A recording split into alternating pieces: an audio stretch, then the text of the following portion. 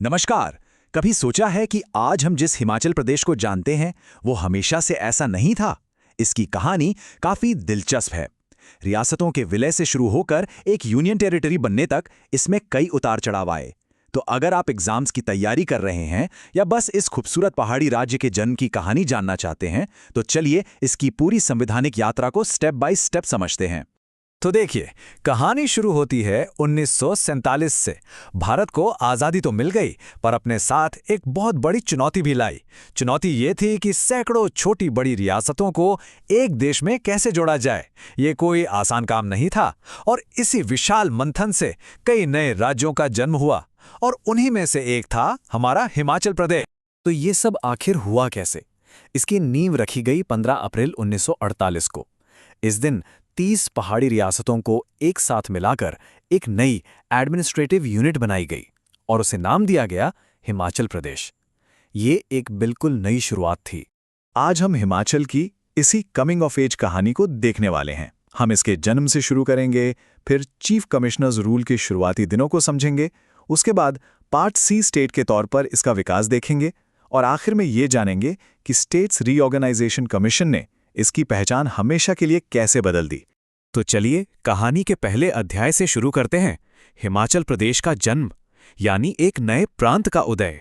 ये नंबर 30, इसको याद रखना बहुत जरूरी है। कुल 30 रियासतें थीं, जिनमें 26 शिमला हिल स्टेट्स और 4 पंजाब हिल स्टेट्स शामिल थीं। इन सबको मिलाकर हिमाचल प्रदेश को एक सेंट्रली एडमिनिस्ट्रेटेड टेरिटरी बनाया गया। बस यहीं से इस राज्य की कहानी की शुरुआत होती है। तो हिमाचल का जन्म तो हो गया, पर सवाल यह है कि इसका पहला एडमिनिस्ट्रेटिव स्टेटस क्या था। इसे कहते हैं चीफ कमिश्नर्स प्रोविंस। आप इसे राज्य के टॉडलर ईयर्स भी समझ सकते हैं, मतलब वो दौर जब सारा कंट्रोल और हर एक फैसला सीधे केंद्र सरकार के हाथ में था। उस समय भारत का एडमिनिस्ट्रेटिव स्ट्रक्चर आज जैसा बिल्कुल नहीं था। संविधान ने राज्यों को 4 हिस्सों में बांटा हुआ था, पार्ट ए, बी, सी और डी स्टेट्स। ये एक काफी कॉम्प्लेक्स सिस्टम था, और इसी सिस्टम के अंदर हिमाचल प्रदेश को पार्ट सी कैटेगरी में रखा गया था। चलिए इसे और आसान बनाते हैं। पार्ट ए स्टेट्स वो थे जो पहले ब्रिटिश प्रांत हुआ करते थे, जहां एक चुने हुए गवर्नर और अपनी सरकार होती थी। वहीं दूसरी तरफ पार्ट सी स्टेट्स सीधे केंद्र सरकार द्वारा एक चीफ कमिश्नर के जरिए चलाए जाते थे, जैसा कि हिमाचल के मामले में था। तो क्रूशियल पॉइंट यहां क्या है? ऑटोनॉमी का फर्क। तो चीफ कमिश्नर्स प्रोविंस का सीधा सा मतलब था सीमित स्वायत्तता।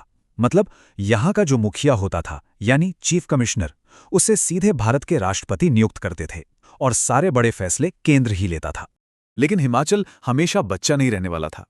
अब हम आते हैं इसके टीनेजर फेज पर, the part C state era. ये वो दौर था जब इसे थोड़ी और जिम्मेदारी मिली और इसने पहली बार स्वशासन का स्वाद चखा। देखिए, हिमाचल का विकास काफी तेजी से हुआ।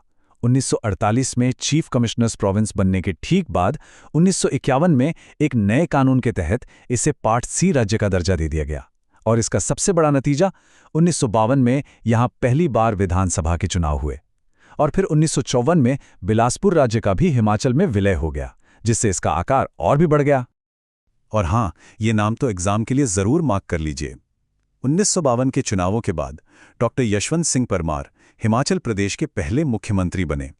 उन्हें हिमाचल का निर्माता भी कहा जाता है, और ये नाम इतिहास में हमेशा के लिए दर्ज हो गया। वो जो पहली विधानसभा बनी थी, उसमें कुल 36 सदस्य थे।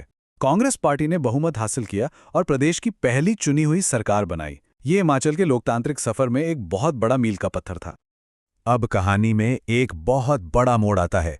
1950 के दशक में पूरे देश में एक बड़ी हलचल शुरू हुई, द स्टेट्स रीऑर्गेनाइजेशन कमीशन, यानी राज्य पुनर्गठन आयोग। इसने न सिर्फ भारत का नक्शा बदला, बल्कि हिमाचल का भविष्य भी हमेशा हमेशा के लिए बदल दिया। इसको 3 आसान स्टेप्स में समझते हैं। पहला, ये कमीशन क्यों बना? मुख्य रूप से राज्यों की सीमाओं को भाषा के आधार पर फिर से तय करने के लिए। दूसरा, ये कब हुआ? इसे 1953 में नियुक्त किया गया था, और इसका कानून 1956 में पास हुआ। और तीसरा, नतीजा क्या निकला? पूरे भारत का राजनीतिक नक्शा ही दोबारा बना दिया गया।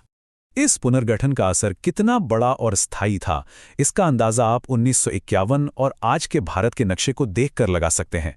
कई पुराने राज्य खत्म हो गए, कई नए बने, और कई राज्यों की सीमाएं हमेशा के लिए बदल गईं। तो इस बड़े फेरबदल का हिमाचल प्रदेश पर क्या असर हुआ? चलिए अब हिमाचल की इस नई पहचान के बारे में बात करते हैं। सबसे पहली और सबसे बड़ी बात, 1956 के स्टेट्स रीऑर्गेनाइजेशन एक्ट ने पुराने पार्ट ए, बी, सी और डी वाले सिस्टम को ही खत्म कर दिया। अब देश में सिर्फ दो तरह की यूनिट्स होंगी, एक स्टेट्स यानी राज्य और दूसरी यूनियन टेरिटोरीज यानी केंद्र शासित प्रदेश। और यहीं कहानी में एक ट्विस्ट आता है। हिमाचल के लोगों को उम्मीद थी कि अब उन्हें पूर्ण राज्य का दर्जा मिल जाएगा, लेकिन हुआ इसका बिल्कुल उल्टा।